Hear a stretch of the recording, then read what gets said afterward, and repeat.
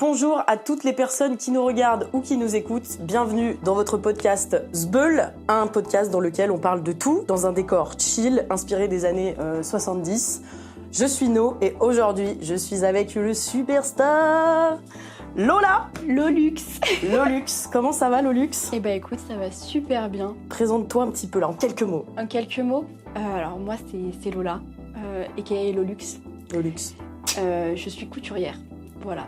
Et d'ailleurs, petite promo et après on commence, vous pouvez aller suivre le compte de couture de Lola sur TikTok, lola.couture, c'est exceptionnel, elle fait plein de trucs et voilà, c'est trop bien. Plus trop active quand même, en ce moment, mais j'aimerais bien reprendre. Mais stay tuned, comme on dit chez les Américains. Alors, tu me dis que tu vas bien, ça fait plaisir, parce que je sais qu'il y a quelques mois, c'était pas forcément le cas, qu'il y a quelques années non plus.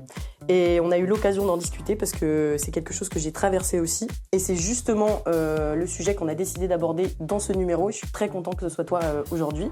Pour ce deuxième épisode, on va parler de la dépression dans ce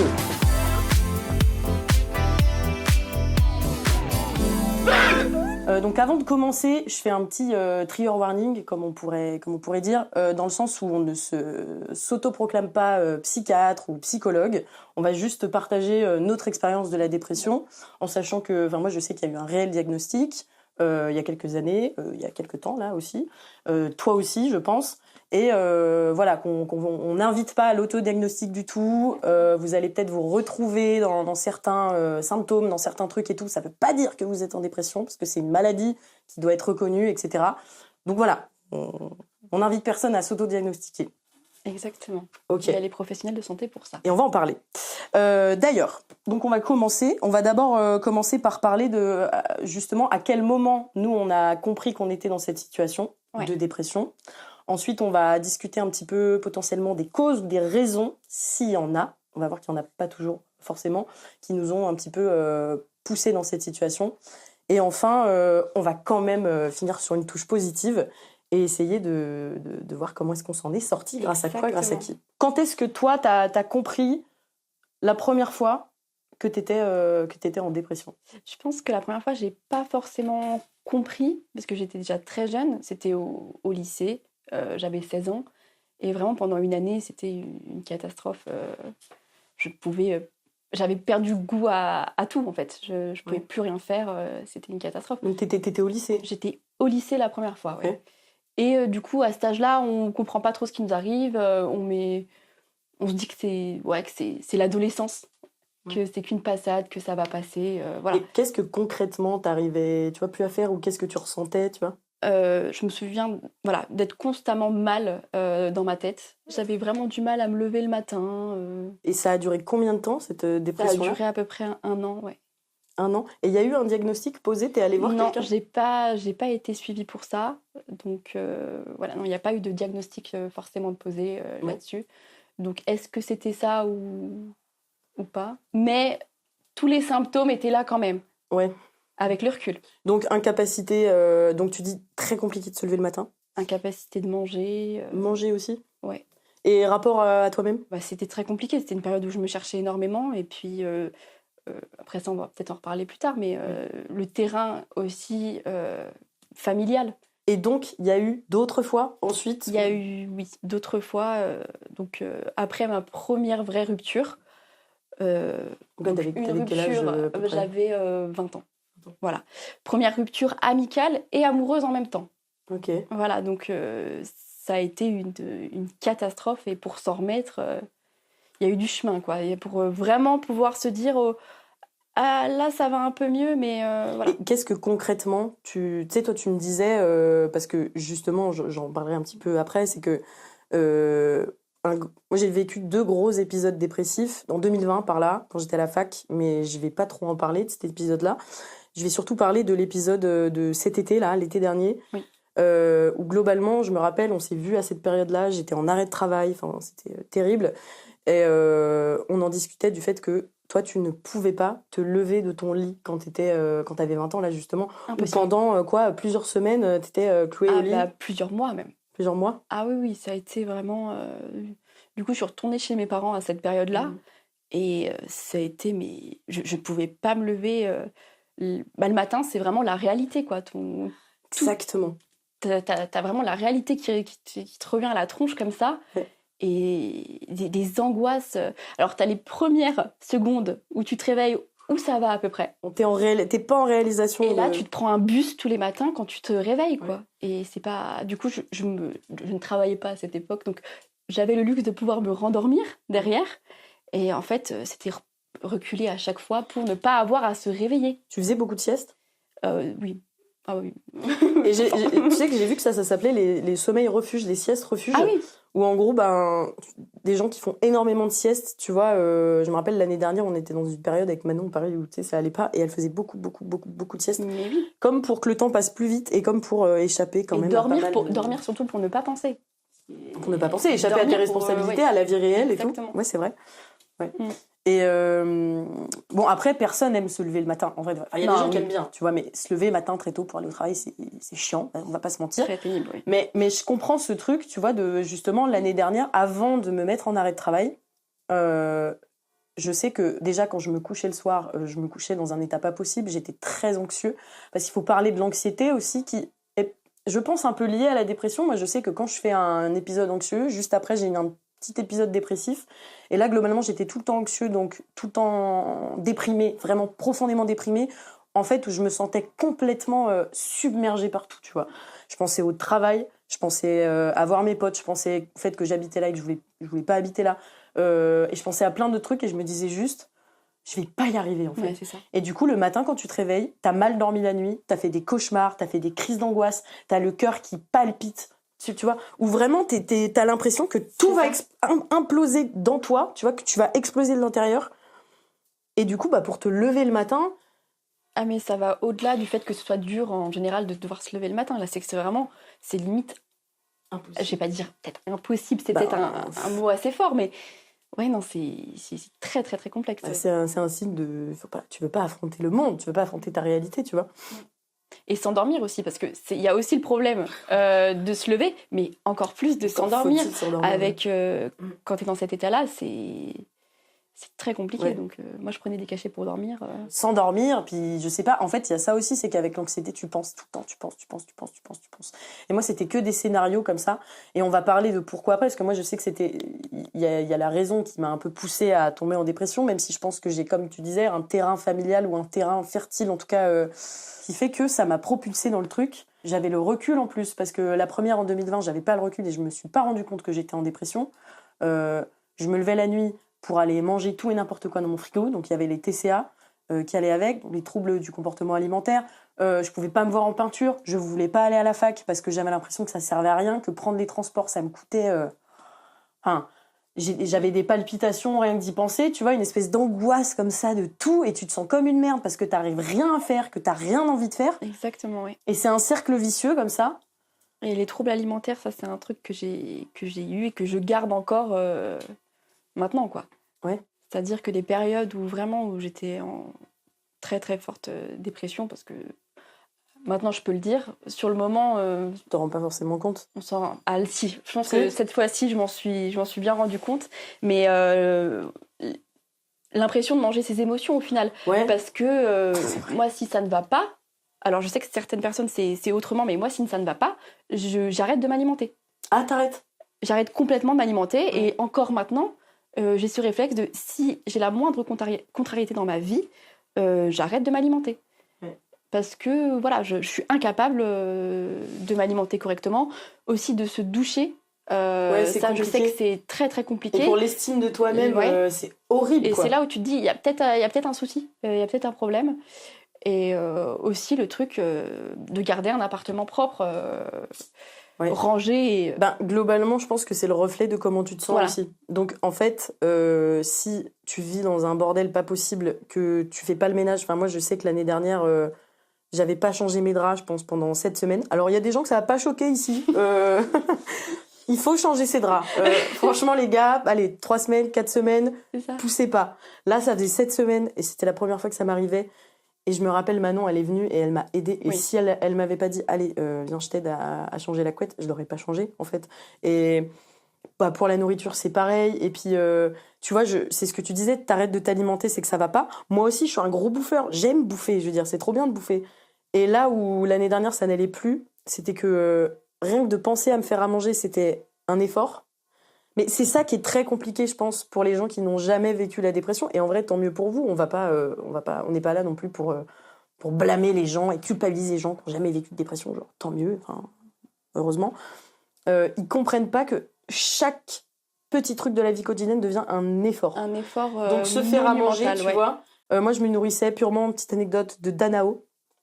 Vous voyez ce que c'est? C'est du... Tu vois ce que c'est ou pas? C'est du lait, du lait avec des fruits. Avec des fruits. Et ben, du jus de fruits. Je peux te dire que... Bon, en termes de transit... non, mais c'est vrai. Et c'était horrible. Je me sentais vraiment mal parce que du coup, ça me manquait d'énergie. J'arrêtais pas de chier mou, quoi. Enfin, c'était trop triste. Mais je mangeais que ça. Enfin, je buvais du coup que ça. Et enfin bon. Mais bon, écoute, je te propose qu'on va continuer un petit peu à parler de cet état-là, mais qu'on passe à petit peu la deuxième partie, si je puis dire, aux raisons, s'il y a des raisons ou des causes qui, nous deux en tout cas, et puis en général, peuvent pousser quand même quelqu'un à tomber dans cet état de dépressif. Je vais te laisser commencer. Donc la première fois, toi, il n'y avait pas vraiment de raison. Il n'y avait pas de raison particulière, mais c'était vraiment un sentiment qui m'est tombé dessus et je comprenais pas forcément ce qui m'arrivait pour le coup. Ouais. Et encore une fois, j'ai vraiment mis ça sur c'est l'âge. Et ta deuxième dépression, du coup, enfin deuxième vraie dépression quand t'avais 20 ans là justement. Ouais. Donc t'as dit que c'était une rupture, c'est ça? Ah oui, une rupture donc amicale et amoureuse qui s'est. Donc les deux se sont produites sur une très courte période de temps. Et en fait, c'était deux personnes qui étaient mes repères pendant plusieurs années quand même. Et en fait, perdre tous ces repères, j'ai dû après reconstruire un peu ma vie à zéro parce que c'était vraiment des personnes, je pensais pas qu'elles allaient partir de ma vie. C'est affreux. Hein. Surtout la rupture amicale qui a été pire que la rupture amoureuse. Ah ouais? Je trouve qu'on n'en parle pas assez de la rupture amicale parce que c'est quelque chose de très dur à vivre. Ouais, les amis, tu sais, c'est un peu, t'as l'impression que c'est acté et acquis plus qu'une relation amoureuse. Tu vas faire plus d'efforts pour entretenir et je pense que du coup, quand tu perds un ami, tu t'attends pas à le perdre. L'amour, à la rigueur, on s'attend forcément à une fin. Ou à des... Ouais. C'est un petit peu triste de voir ça comme ça, mais alors que vraiment, les amis, c'est que la personne en face, elle choisit vraiment délibérément de partir de ta vie. Donc c'est un choix. Ouais. C'est horrible. Et d'où le fait que ça soit encore plus... Exactement, et ça met une grosse claque. Donc là, à 20 ans, j'ai vraiment vécu une période horrible dans ma vie avec plein d'événements qui ont été consécutifs et qui ont été vraiment horribles à gérer.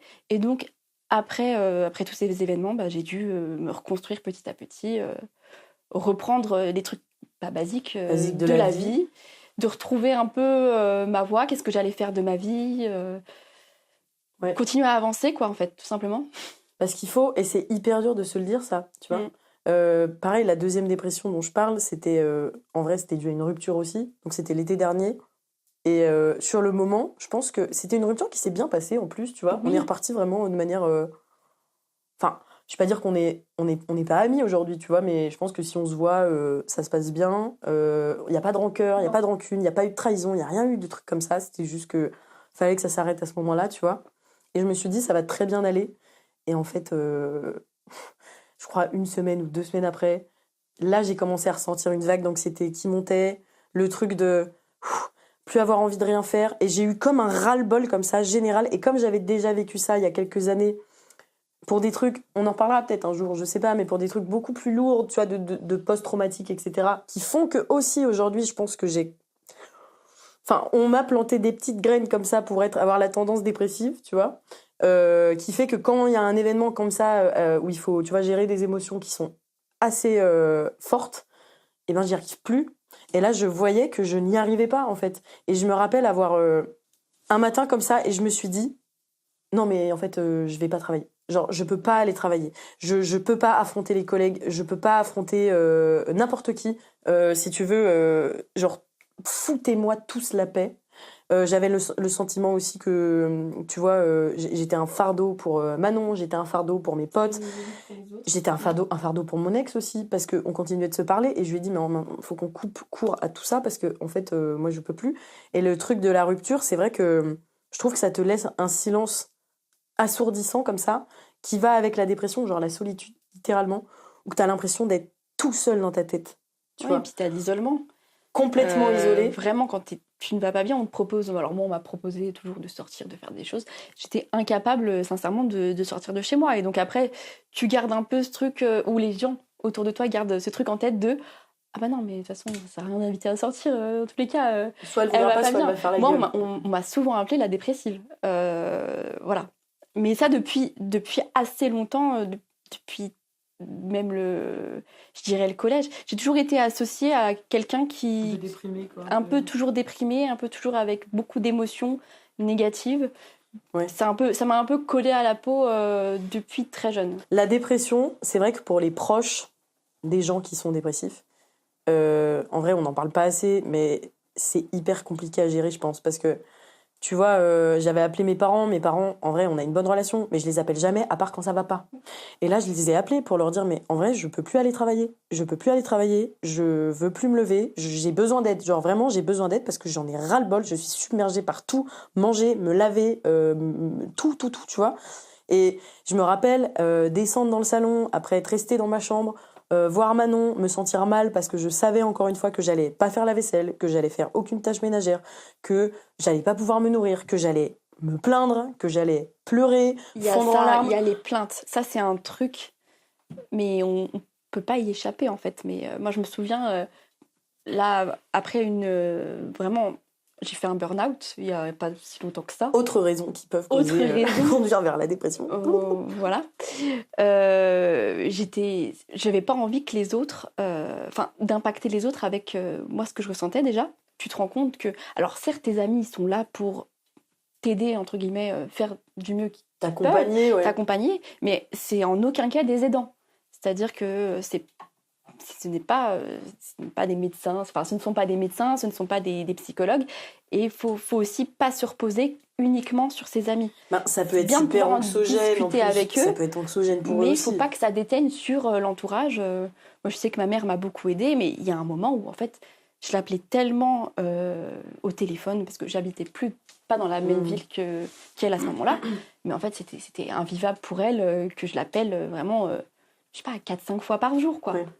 En fait, c'est ça qui est dur avec la dépression, c'est que à la fois tu deviens dépendant des autres, mais en même temps, tu as peur de déranger. Et tu as besoin d'être Et en même seul. temps, tu supportes pas d'être entouré de monde parce que les gens vont bien. Enfin, les gens ont toujours l'air mieux que toi parce que toi, tu as l'impression que t'es le plus malheureux et que tu pourras jamais t'en sortir.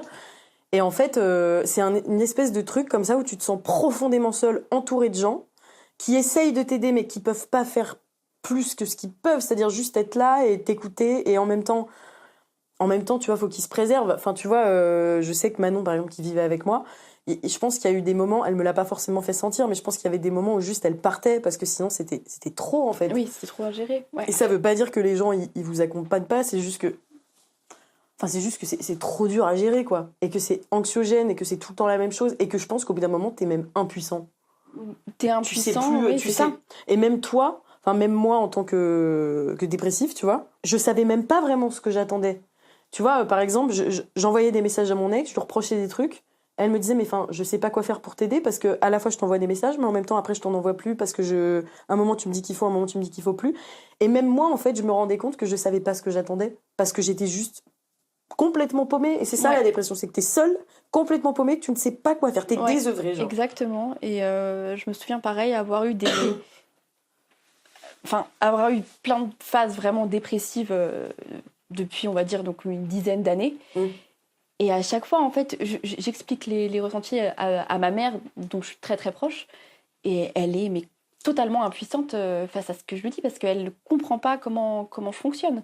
Après, c'est vrai que j'ai quelqu'un de ma famille très proche qui a une maladie mentale, qui a donc la bipolarité.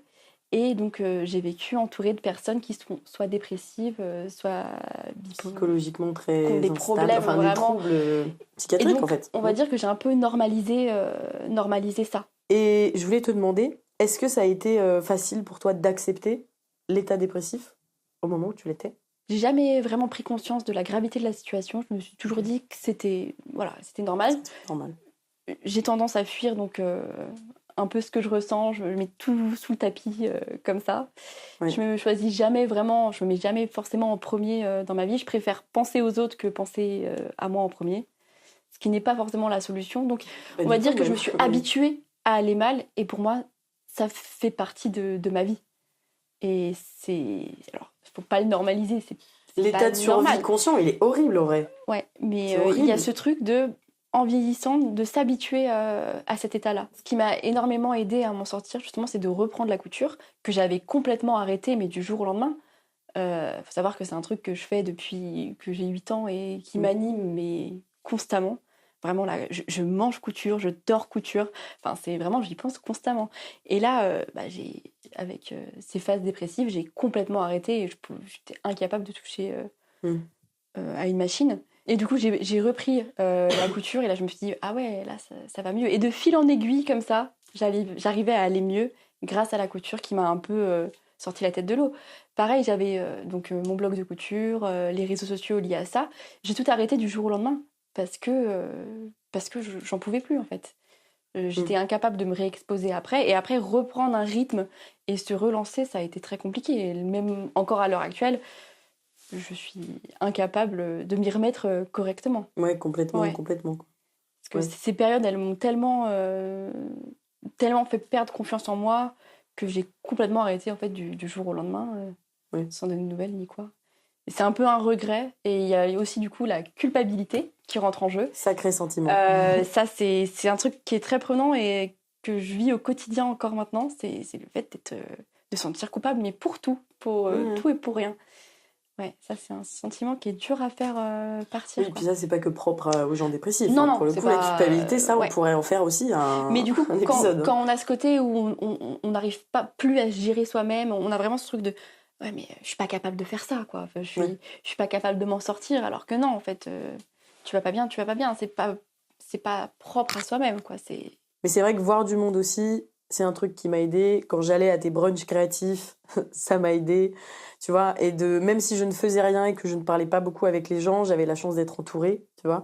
Et même s'il y a des moments où je me sentais hyper seule, entourée de monde, tu vois, les gens étaient juste là et je pense que avec le recul, je me suis rendu compte que en vrai, j'étais entourée, qu'il y avait des gens qui m'aimaient. Ça m'a aidée. En vrai, j'en ai tiré du positif, tu vois. Et même après la rupture, parce qu'on se sent tout seul, on a l'impression qu'on est tout seul, etc., et que les gens nous aiment plus et tout. Et voilà, d'ailleurs, je sais qu'on n'a pas tous la chance d'être entourés, justement, et la chance d'avoir des oreilles attentives, notamment. Et du coup, c'est pour ça que je vais partager des numéros en description sur, justement, des lignes d'écoute ou des préventions suicides ou même toute autre violence dont on est témoin, dont on est victime, parce que des fois, on sait juste pas vers qui se tourner. Même si on est entouré, on n'ose pas. Et voilà, donc ça, je vais prendre la peine de le faire. Écoute, Lola, on arrive à terme de cet épisode. Alors, il y a encore 10 000 choses à dire sur la dépression, parce que c'est propre à chacun, parce que tout le monde ne le vit pas pareil.